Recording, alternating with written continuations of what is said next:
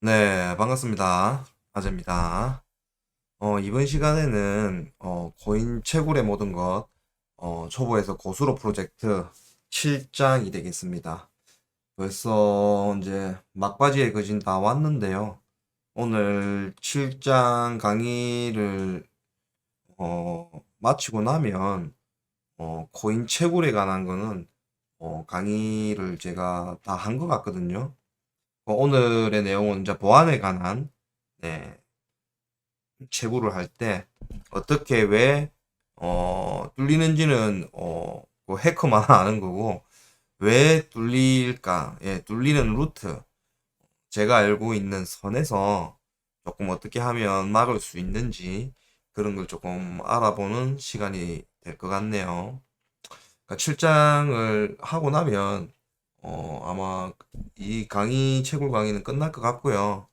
이후에 이제 채굴장 구성 방법이나 이런 걸 제가 이제 강의를 영상을 조금 만들어 볼까 했는데 조금 고민이 되긴 합니다. 이게 요즘에 고인 채굴장이 썩 좋지가 않기 때문에 이걸 과연 해야 될까 말까 이 고민이 조금 있기는 있는데 그래도 관심이 조금 있으신 분들이 계실 수도 있다는 생각에 제가 또 자료를 만들어 가지고 네, 고인 채굴장은 어떻게 만들어야 되고 어떻게 구성하는 게 가성비가 제일 좋은지 네, 그런 걸 한번 영상으로 한번 만들어서 올려보도록 할게요.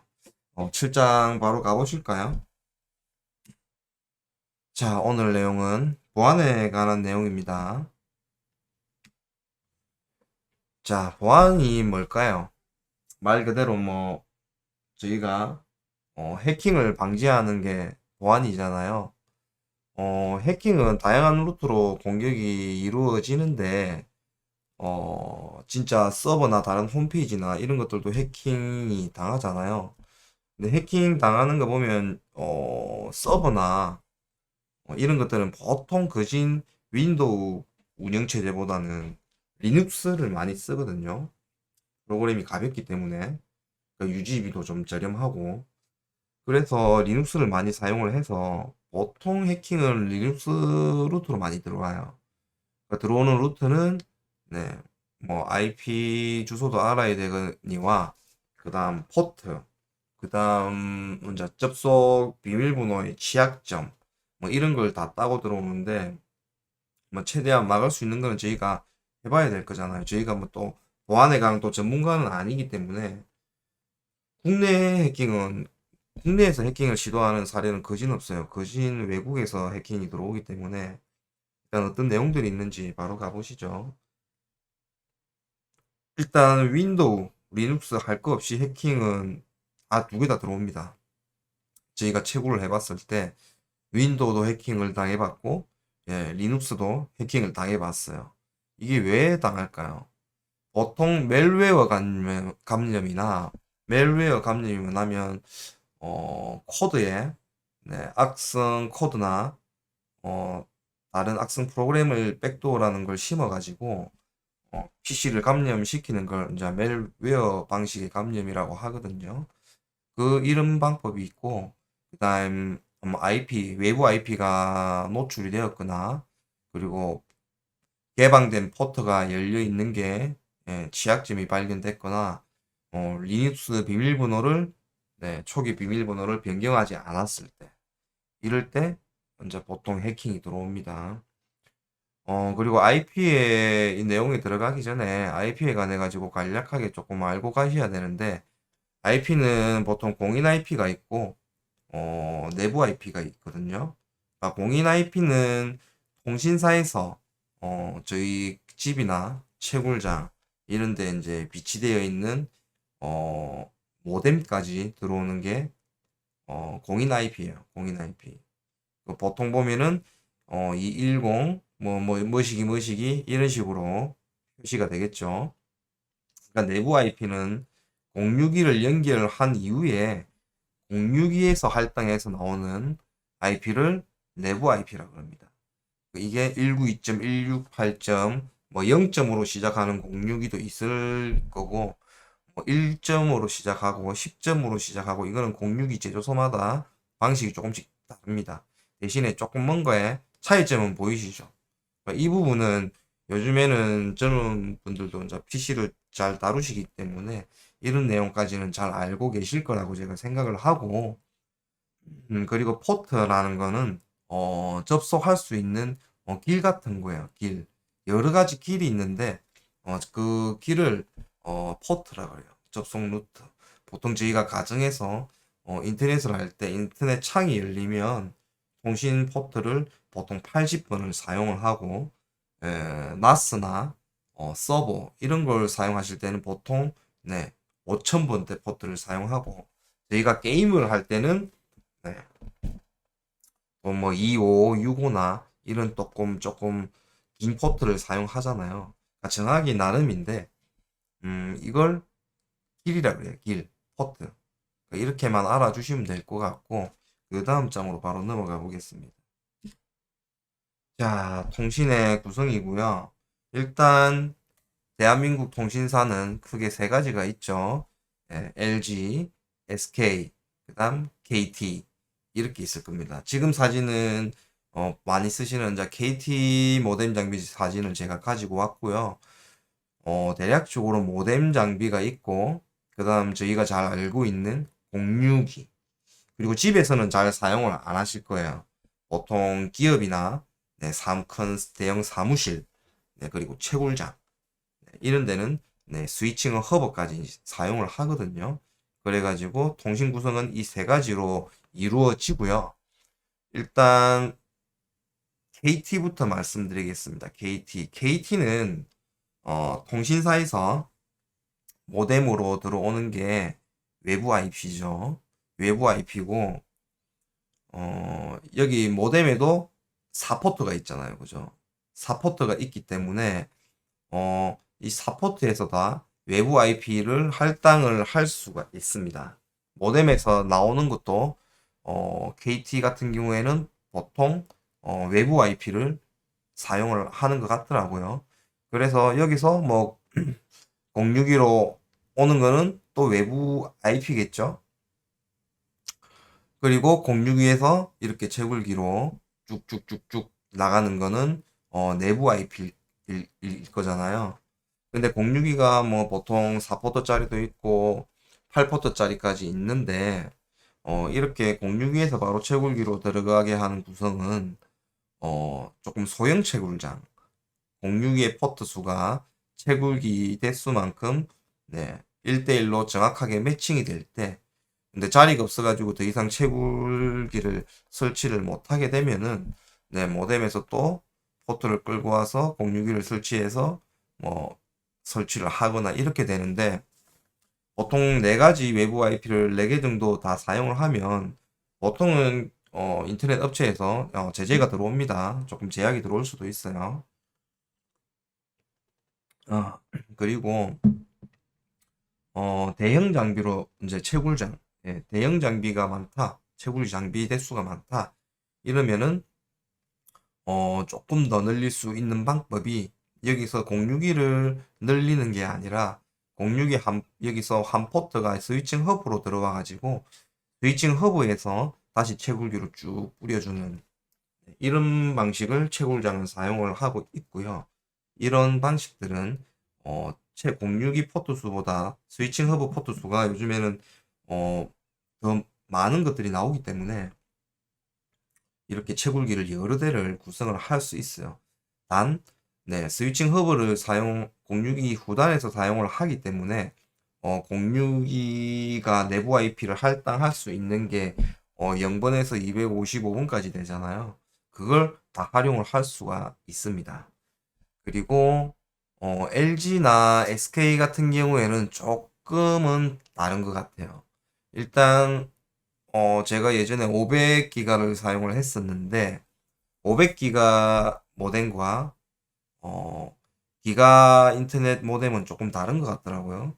500기가 같은 경우에는 모뎀까지 들어오는 게 통신사에서 네, 외부 IP가 들어오고, 모뎀 장비에서 나오는 게 네, 내부 IP로 나옵니다. 내부 IP 500기가까지는. 제가 SK를 사용했었는데 LG도 아마 그럴 것 같아요. 제가 사용해보진 않았습니다, LG를. 근데 SK 같은 경우에는 500기가를 사용했을 때는 여기서 모뎀이 062 기능이 있더라고요. 그래서 내부 IP가 나오고 내부 IP 주소가 062로 들어가고 062에서 다시 채굴기로 갈 때도 이 062에서 할당된 내부 IP가 그대로 나오겠죠. 이런 이런 루트로 IP가 나가는 거를 대충 생각하고 계시면 될 것 같고 SK 같은 경우에 1기가 기가 인터넷으로 넘어가게 되면 KT랑 똑같습니다. 모뎀에서 외부 IP가 나옵니다. 062 기능이 없어져요. 외부 IP가 이렇게 나와가지고 061을 거쳐서 내부 IP 할당을 받아가지고 채굴기로 가든지 또 062에서 스위칭 허브로 줘가지고 스위칭 허브에서 채굴기로 가든지 이런 식으로 구성을 하셔야 됩니다. 왜 이렇게 구성을 해야 되냐?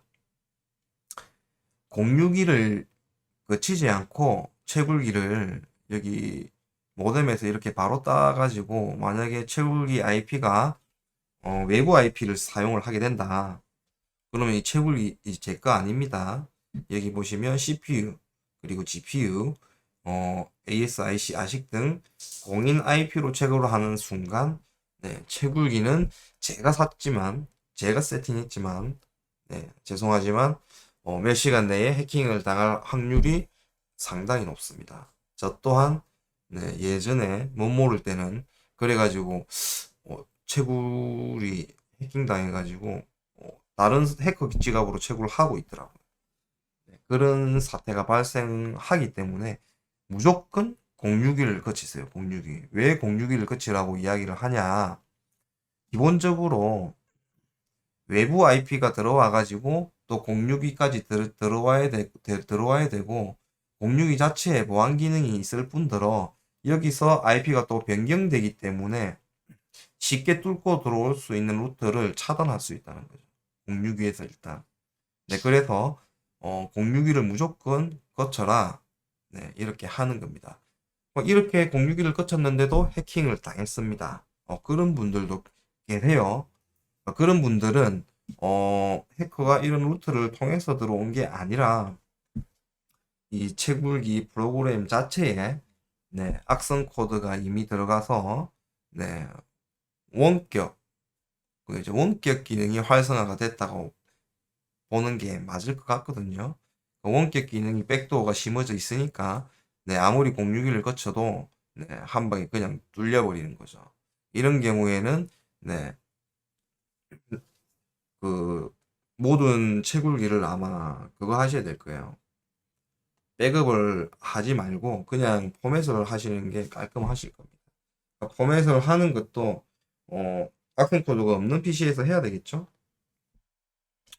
그렇게 해가지고 다시 세팅 하셔가지고 채굴을 하셔야 될 거예요. 지금 이 사진 같은 경우에는 멜웨어를 씹는 방법들을 이제 제가 인터넷에서 찾아본 건데 비트코인 포럼에서도 이런 멜웨어를 통한 감염을 조금 조심하라고 이런 예시를 조금 코드에 대해 관한 예시를 조금 만들어 놨더라고요. 다운표 사이에 링크를 보통 넣는데 그 이 링크를 바꾼다든지 그리고 백도어 소스 안에 백도어가 이미 들어가 있다든지 그렇게 해가지고 악성 코드를 유포하는 애들이 있거든요.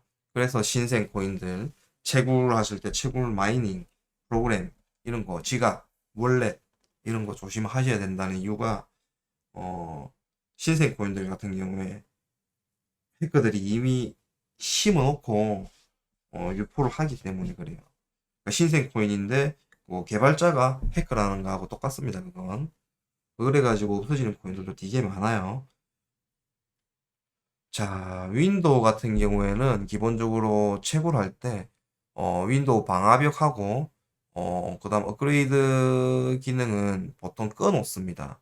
그리고 V3나 알약 이런 프로그램도 사용은 잘 안 해요. 채굴기 같은 경우에 왜 안 할까요? 안정성 때문에 그렇습니다. 안정성. 방화벽하고 업그레이드 이런 게 온이 돼 있으면 한 번씩 채굴 프로그램이 꺼질 때도 있고, V3 같은 경우에도 똑같습니다. 채굴 프로그램이 영향을 줄 수 있어가지고 이런 거는 다 꺼버려요. 그래서 보안에 조금 취약해지는 건 사실입니다. 대신에 악성 코드만 감염만 안 되었다면 크게 해킹은 잘 안 들어오는 것 같더라고요. 그 이유는 네, 공유에서 웬만한 거 다 잡아줍니다. 그리고 채굴기 세팅하실 때 공유기 내부 IP를 고정 IP를 주셔도 되고 유동 IP로 써줘도 그건 상관은 없어요. 그리고 공유기 후단에만 물려 있고 내부 IP 사용 중이라면 네, 해킹은 잘 안 걸린다. 이거는 공유기에서 조금 걸러준다 했잖아요. 보안 기능이 다 들어 있습니다. 요즘에는 공유기에. 저는 아수스 공유기를 사용을 했었는데 지금도 하고 있고요. 네, 한 번도 해킹이 들어온 적은 없어요. 채굴장을 세팅하고 난 이후에 네, 해킹을 맞은 적은 한 번도 없습니다. 그리고 마이너하고 지갑 다운로드를 할 때 주의하라. 좀비 PC 되는 거. 이건 예전에 해킹 편에서도 말씀을 드렸던 건데 이미 컴퓨터가 감염이 됐기 때문에 이런 게 어떤 루트를 통해서 들어왔느냐 이런 게 중요하겠죠. 이게 신생 코인들 채굴하기 위한 마이닝 프로그램하고 그다음 지갑들 월렛 이런 거 안에 이제 내장해서 유포를 하기 때문에 신생 코인들 채굴 하실 때는 네, 이미 뭐 저희가 다른 코인을 보관하고 있는 지갑이 설치되어 있는 PC가 있다면 신생 코인들 세팅하실 때는 그런 설치되어 있는 컴퓨터는 조금 피하고 네, 다른 조그마한 다른 노트북에 네, 설치해 가지고 신생 코인들 지갑들은 설치해서 하는 걸 추천드려요. 그러고 나서 뭔가 이상하면은 그 PC만 네, 다른 지갑 설치되어 있는 PC랑 연결만 안 시켜주면 되니까 조금 방지를 할 수 있죠. 그렇게 하면. 그리고 신생 코인이 또 위험한 코인이 아닐 때는 또 뭐 정상적인 컴퓨터로 옮기셔도 상관없고 그렇잖아요. 그죠? 그리고 VPN 사용하시는 분들. VPN은 채굴하실 때는 VPN 크게 쓸 일은 없어요. 모든 한국 IP를 뭐 막거나 그러지는 않기 때문에 VPN 같은 경우에는 웬만하면 또 쓰실 일이 잘 없을 텐데 그래도 이 부분도 주의하셔야 됩니다. 여기서 많이 걸려요. 그리고 윈도우 정품 인증 툴 있잖아요. 정품 인증 툴 안에 채굴 프로그램 악성 코드가 포함돼 가지고 유포되는 경우도 있었습니다. 예전에. 그리고 이게 어떻게 작동하냐면 제 채굴 프로그램 자체가 네, 해커 지갑 주소로 바뀌어 가지고 채굴이 되는 게 아니라 이미 다른 코인을 채굴하기 위한 마이닝 프로그램과 모든 셋업들이 파일 안에 숨어서 들어와요. 숨어서. 그래가지고 윈도우 화면에 채굴 프로그램이 뜨는 것도 나타나지도 않습니다. 숨어서 동작하기 때문에. 그럴 때는 윈도우 리소스나 이런 게 사용량이 CPU 사용량이나 GPU 사용량 이런 게 급속도로 올라가겠죠. 아무것도 안 해도. 이런 거는 컴퓨터만 켜도 채굴 프로그램이 자동으로 돌아가게끔 악성 코드가 돼 있는 애들이다. 이렇게 생각하시면 될 것 같아요. 그리고 하이브 OS 같은 경우에는 비밀번호 뭐 크게는 세 가지, 작게는 두 가지, 뭐 진짜 기본적으로 한 가지 정도는 해주셔야 돼요. 이게 그냥 비밀번호만 바꾸시면 되거든요. 간단하게. 그러니까 사용자 시스템 비밀번호를 변경하려면 SSH 비밀번호, 그리고 VNC, 그리고 워크네임이죠. 채굴기 이름을 저희가 리그 생성을 할 때, 리그 비밀번호가 요즘에는 자동으로 지정이 되잖아요. 그래, 자동이 지정돼가지고 요즘에는 크게 변경을 안 하는데, 예전에는 그게 기본 비밀번호가 0인가 1인가 이렇게 그렇게 돼 있었거든요. 그러니까 그걸 이제 바꿔줬었는데 요즘에 뭐 리그 비밀번호는 크게 잘 바꾸지는 않아요. 그래서 SSH나 VNC 같은 경우에는 네, 바꿔주시는 게 좋다. 그러니까 VNC도 귀찮으시면 네, SSH는 꼭 하셔야 된다. 그러니까 이게 뭐냐면 그 리눅스 접속하실 때 초기 루트 비밀번호거든요. 이게 기본 비밀번호가 아마 0 아니면 1인 걸로 제가 기억을 했었는데 그냥 하이브쉘 명령어 창에서 네, 명령어 창에서 하이브 슬러시 패스워드 띄우고 셋 이까지 명령을 적으시고 뒤에 네, your 패스워드를 적어라 이렇게 돼가 있죠. 뒤에 비밀번호를 설정을 하시면 돼요. 하이브 다시 네, 패스워드 띄우고 셋 띄우고 어, 생성하실 바꾸실 비밀번호를 넣으시면 SSH의 비밀번호가 바뀝니다. 간단하죠? 네, 간단합니다. 그리고 바꾸는 방법은 터미널 창에서 이렇게 네, 명령 그대로 패스워드 유저 네, 이렇게 밑에 설명이 다 나와 있거든요. 그리고 VNC 같은 경우에는 하이브 OS를 이제 저희가 굽잖아요.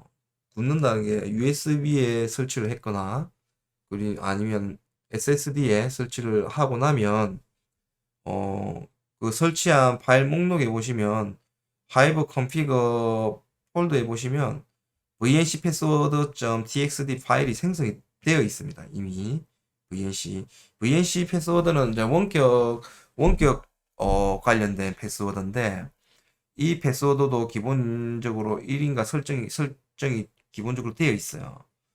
예. 그러니까 이걸 보통 바꿔주실 때는 패스워드를 이걸 메모장으로 여셔가지고 VNC 패스워드를 어, 지워버리거나 뭐 직접 설정을 하셔도 되고 지워버리셔도 되고 네 그렇게 두 개 중에 하셔도 되는데 저 같은 경우에는 SSH 쪽만 하고 VNC는 크게 손을 안 댔었습니다. 손을 안 댔었는데 해킹은 크게 안 들어오더라고요. 만약에 뭐 이미 해킹을 맞았다 그러면 요거 바꾸시고 요거까지 바꾸시고 네 하이브 쉘 박스 이것도 하이브 쉘 기능도 명령어를 통해서 네 죽여버리셔야 됩니다. 비활성화 하셔야 해커가 원격으로 뭔가를 할 수가 없겠죠. 그러니까 하이브에서는 요 정도만 해주셔도 기본적으로 이제 저희가 방지할 수 있는 건 다 했다 그렇게 생각하시면 될 것 같아요. SSH하고 네, VNC 비밀번호를 변경을 해야 되고 더 나아가서 뭐 리그 비밀번호까지 네, 변경 뭐 해주셔도 되고 뭐 안 해주셔도 되는데 뭐 저 같은 경우에는 SSH만 했을 때도 해킹이 안 들어왔었어요. 대신에 외부 IP 같은 경우에는 절대 외부로 이제 누설을 하거나 네, 이제 공개된 적이 없었죠. 근데 해커들은 외부 IP에 물려가 있는 채굴 프로 마이닝이 돌아가면 어떤 루트를 통해서도 찾아냅니다. 들어오거든요.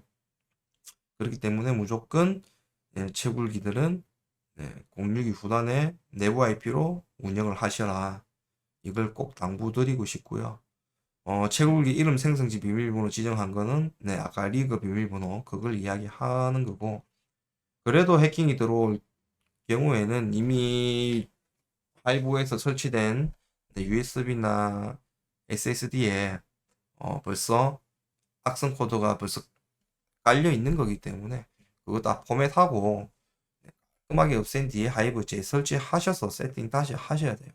아니면은 또 들어옵니다. 계속 스트레스 받으시거든요. 그러니까 채굴기가 만약에 한 대가 뚫렸다. 그럼 그 옆에 것도 똑같은 장비로 OS를 설치를 하셨을 거잖아요.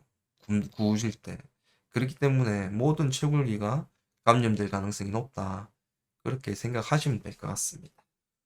오늘 또 보안에 관한 내용은 여기까지고요. 오늘 윈도우하고 네, 리눅스하고 이렇게 조금 알아봤는데 저희 채굴러들이 방지할 것들은 크게 없어요. 뭐 저희가 전문가도 아니고 저희가 또 할 수 있는 거는 또 해야 되니까 그렇다고 해킹을 계속 뭐 당해가지고 채굴을 못하게 되거나 이럴 수는 없잖아요, 그죠? 한창 예전에 이더리움 해킹한 채굴을 할 때는 이 하루하루가 돈이었는데 이런 해킹을 한번 당하면 뭐 보름 한 달 동안 뭐 해킹이 계속 들어오고 이런 채굴장들도 제가 봤었습니다. 그렇기 때문에 어, 처음 설정을 하실 때부터 네, 이런 걸 조금 지켜주시면 조금 안전하게 채굴을 하실 수 있을 것 같아요. 오늘 또 영상 또 지루한 시간 봐주셔가지고 감사드리고요. 다음에는 채굴장 만들기, 네, 채굴장 구성. 제목을 아직 못 정했는데 채굴장을 어떻게 만들고, 네, 어떻게 운영하고, 네, 어떤 비용들이 나가고 이런 것들이 있는지 간략하게 그것도 시리즈로 만들어 가지고 영상을 업로드 해 보도록 하겠습니다. 네, 영상을 시청해 주셔 가지고 감사합니다.